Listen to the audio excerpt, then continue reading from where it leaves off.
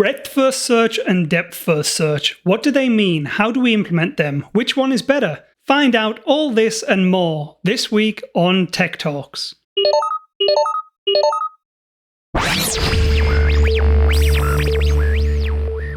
So breadth first search and depth first search are two popular algorithms to traverse trees, graphs, and basically anything that has multiple interwoven relationships. Before we get too deep into the two implementations, let's come up with some example data. Let's think about how a social network might work. Say we have a person called James who has some friends, Mark and Bill. Mark is friends with Brian, Reed, and Steve, who is also friends with Reed. Bill has friends Larry and Sergey. Larry has a friend called Tim, who is also friends with Steve. And finally, Sergey has a friend called Elon, who is also friends with Tim. And now we have ourselves a graph of friends. Now, let's imagine that someone in the network of friends wants to meet another person. For example, I would like to meet Elon. We can use the two common algorithms to figure out the best path to Elon, breadth first search and depth first search. Let's start by looking at how we can get to Elon with breadth first search. So in BFS, we make use of a queue data structure.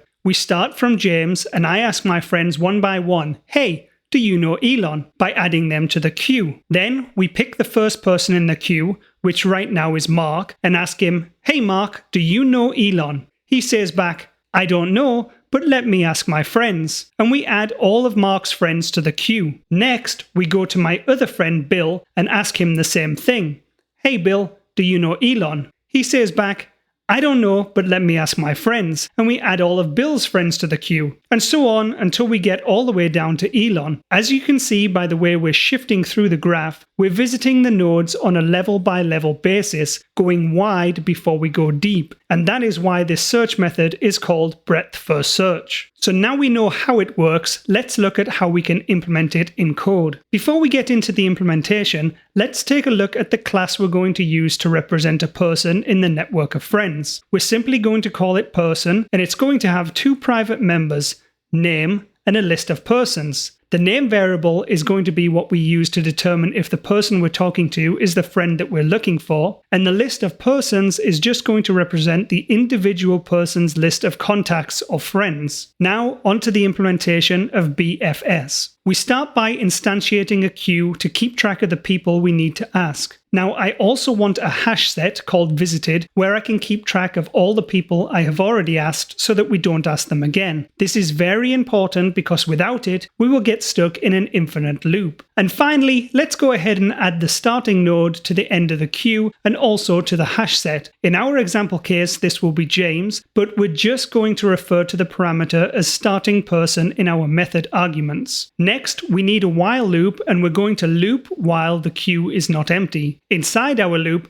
we're going to get the first person from the front of the queue and then check to see if their name matches the person that we're looking for. If it does, we return true because we found the person we were looking for. If it doesn't, we're going to continue on with the rest of the loop body. Next up, we want to loop through all of the friends of the person that we pulled from the queue, and then for each, we want to first check to see if we visited them already. If we didn't, then we can add them to the queue to pick them up on a future iteration of the while loop. Finally, if we reached beyond the while loop in execution, that means that we've visited every node in our network of friends and we didn't find the name of the person we were looking for, so we simply return false. Now let's move on to depth first search, but before we do that, let's hear a message from our sponsors, which coincidentally this week is me. If you're new to this channel, welcome. If you want to hear about various computer science and software engineering topics from programming tutorials to deeper topics like continuous integration, continuous delivery techniques, to even more advanced topics like architectural design and much, much more, please hit that subscribe button and click the bell icon to be notified about when I upload new videos. So back to our graph of friends. With breadth first search, we went wide when we looked for Elon, but with depth first search, as you can imagine, we're going to go deep down the branches before we go wide. Doesn't make sense? No worries, let's work through an example. So let's start again with James. James wants to meet Elon.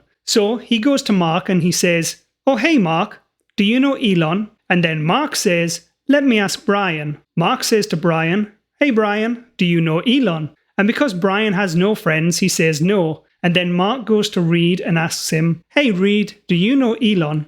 And Reed asks his friends, and so on and so forth until we get to Elon. As you can now tell, we are going deeper on the graph before we move on to the other paths, which for our case would be the route of asking Bill. So how do we implement depth-first search? Well, DFS is implemented using recursion. In our method header, we want to define parameters for a starting person, the name of the person we're looking for, and then a set of people who we've already visited so that we don't continue to ask the same people. First, inside the method body, we want to return false if the person we're currently asking has already been asked. Next, we want to add the person that we're currently focused on to the set so that we don't ask them again. Then, we need to check to see if the person we're currently focused on is the person that we're actually looking for. If they are, we can return true. If not, we'll continue on with the rest of the method. Next, we'll loop through all of the friends of the person that we're focused on and recursively call our method again using each friend, the name that we're looking for, and of course, our set of asked persons. If that recursive call returns true, we want to also return true up the call stack. Finally, if we reach past the for loop and have recursively called through each person in our network of friends, we want to return false because we haven't found the person we're looking for. And now you know breadth-first search and depth-first search. So,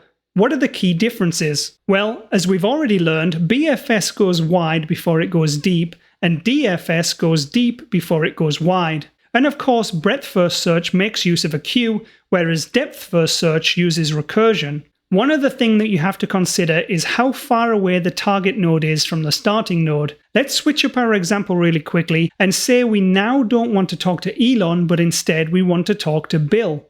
If we use depth-first search, we're going to end up talking to everybody on Mark's side of the graph before we ever get to Bill. However, in breadth-first search, we'd talk to Mark really quickly, and then we'd talk to Bill and realize that Bill is the person that we want to meet, which of course will have a much faster execution. If all else fails, the best way to remember it is this. If the target node is close to the starting node, you should use breadth-first search. But if the target node is far away from the starting node, you should use depth-first search.